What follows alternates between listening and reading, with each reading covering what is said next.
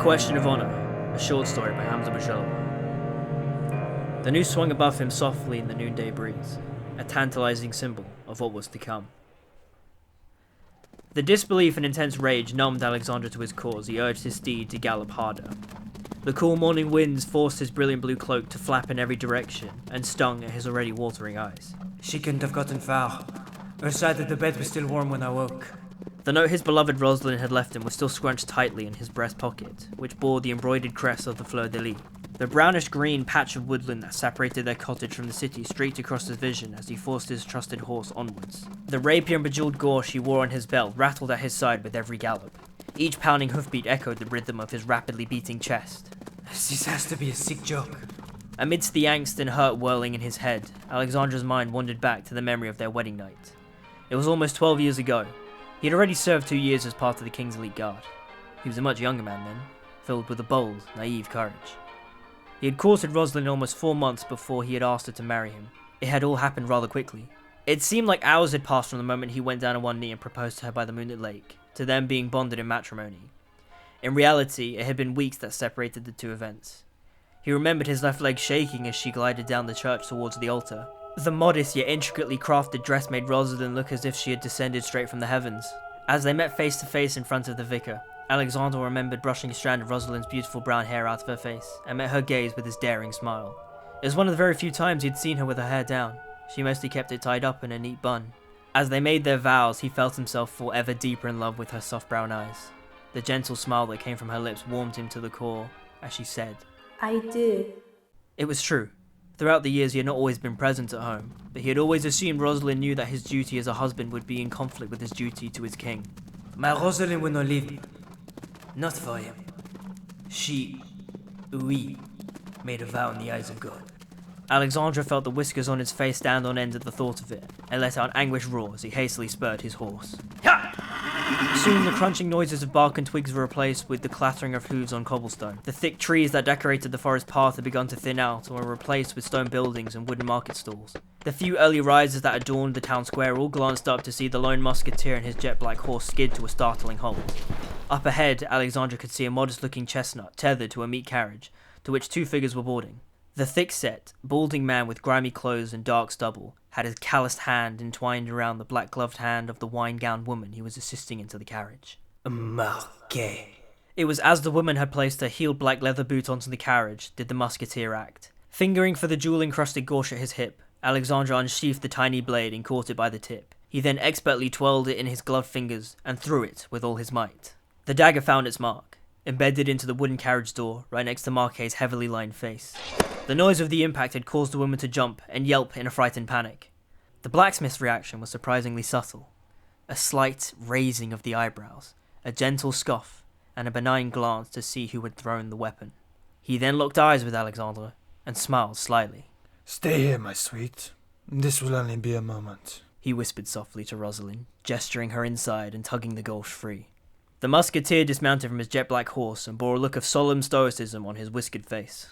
The blacksmith turned to face him, raising the gorse in his hand, and wiggled it in a mocking fashion. "I assume you didn't like it then?" Alexandre continued as if the blacksmith had not spoken. Rosaline! "She doesn't want to talk to you." Marques paced forwards, the sabre at his hip swung with his every step. And I am not talking to you, monsieur. Alexandre's eyes darted swiftly from the blacksmith back to the carriage. Rosaline, please! I must speak with you. Show yourself! His pleas rang across the town square, causing the few civilians who were carrying out their morning tasks to stop and stare. "Is that hat covering your ears, huh? I told you, she doesn't want to talk to you." Alexandre fixed Marques with a venomous look. This matter does not concern you, blacksmith. "Oh, you see, sir, it does. Rosaline is very dear to me, as I am to her." The carriage door opened and Rosaline stepped out.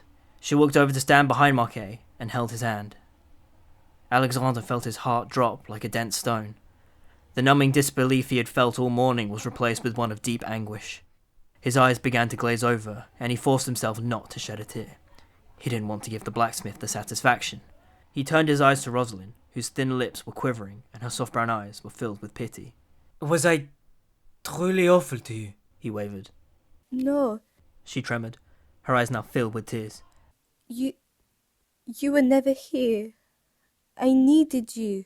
She inched even closer to Marques as she finished. The pain Alexandre felt in his chest was nothing short of agony, a never-ending tide of suffering that stabbed his heart over and over again. My love. My failure. He breathed in heavily and paused. He began to bury the self-pitying thoughts, suppressed the poisonous rage that was bubbling deep inside him, and allowed reason to enter his mind. He took in another deep breath before declaring to Rosaline, "I cannot let you live. I made the vow in the eyes of God, as did you." He bore into those soft brown eyes, the eyes that caught his unwavering attention all those years ago. Marques scoffed and jeered as he advanced another step closer, his hand resting on the hilt of his saber. And what is it that you'll do to stop us? In a swift motion, Alexandre drew the rapier from his side and slashed the blade, cutting a neat tear into Marques' sleeve. So the noble musketeer means to fight me? I do not wish for it to come to this. Clearly you do, seeing as you have drawn your sword on me. He turned to Rosaline and lowered his tone to a soft whisper. Get back in the carriage, my dear. This is not something a lady should see. Marques drew the sword from his belt. Rosaline did as she was told and made her way towards the carriage. As she did, Marques slapped her on her buttocks. Alexandre winced at the sound of the slap and raised his sword into guard position. Have you no shame, monsieur? First you slapped me behind my back and now you do it in front of me. Marques scoffed heavily and spat onto the ground. To hell with shame. And to hell with you. Enraged, Alexandre feigned a lunge on Marques before rapidly switching the path of his strike. He twirled the rapier in his hand and sliced at the blacksmith's arm, to which he scarcely blocked. He then followed with a riposte and sliced a deep cut into Marques' already torn sleeve. As the clashing blades sank from across the square, the pedestrians of Paris turned to look at the two men dueling. The sword blows were fast and unrelenting from both men. Dust from the ground flew from their feet with their every engagement. Each strike Alexandre executed showed nothing but clear intent, demonstrating the prowess a royal guard had with a blade. A prowess, it was obvious, Marques struggled to match. Every one of his blocks was sloppy, and his footwork was sluggish. Alexandre landed more cuts to Marques' body, cuts to the arms, to the sides, and the tops of the legs. With each cut, Alexandre smirked with a hidden delight as Marques flinched with pain. "Does it sting?" sneered the musketeer. Snarling, Marques spat at Alexandre, the thick wad of phlegm flying directly into his face. The musketeer recoiled in a shocked disgust. Taking advantage of his opponent's moment of weakness, Marques sliced at Alexandre's midriff, tearing a jagged cut into his shirt and drawing blood. Leaping backwards, Alexandre wiped the spittle from his face before returning to make his final attack. He parried Marques' sword away from his body, landed a deep cut on the blacksmith's wrist, and caused him to drop his weapon.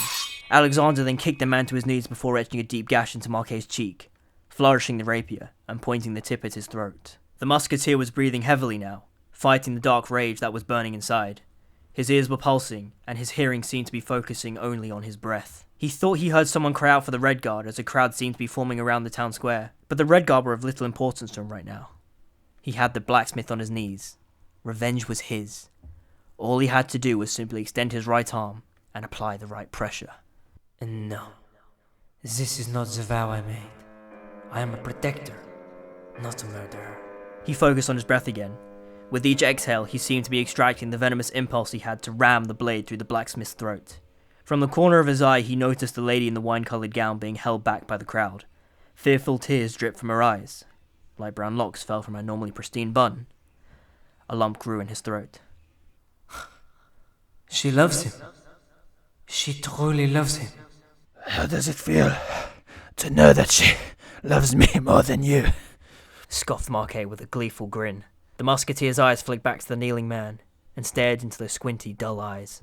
How does it feel to know that whilst you were off doing the king's business, I was off making love to your sweet wife? Alexandre felt his muscles tense. The dark rage inside him burned ever stronger as he readjusted his grip on the hilt. The sound of distant hooves could be heard clattering against the cobbles. Marques chuckled softly to himself. Oh, come on. We both know you wouldn't do it. Alexandre looked deeply into the blacksmith's eyes. The light one normally had in their iris could not be found in his.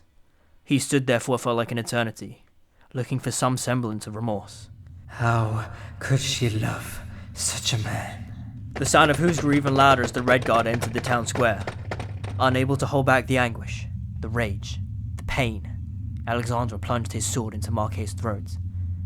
Amongst the roars from the approaching Red Guard, the faint blood-curdling scream from Rosaline could be heard. Alexandre dropped his sword to the ground, his face blank and expressionless. He looked at the dying Marques, A neat gush of blood poured from his throat. The blacksmith was gurgling and coughing as the blood filled his mouth.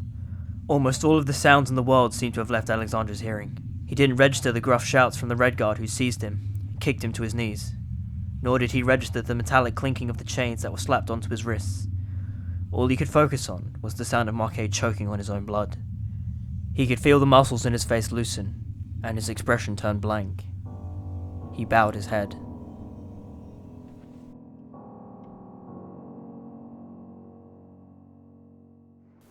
The noose above him swung softly in the noonday breeze, a tantalizing symbol of what was to come for the disgraced musketeer known as Alexandre. The town square was packed. The chattering crowd hushed their whispers as Alexandre stepped onto the platform.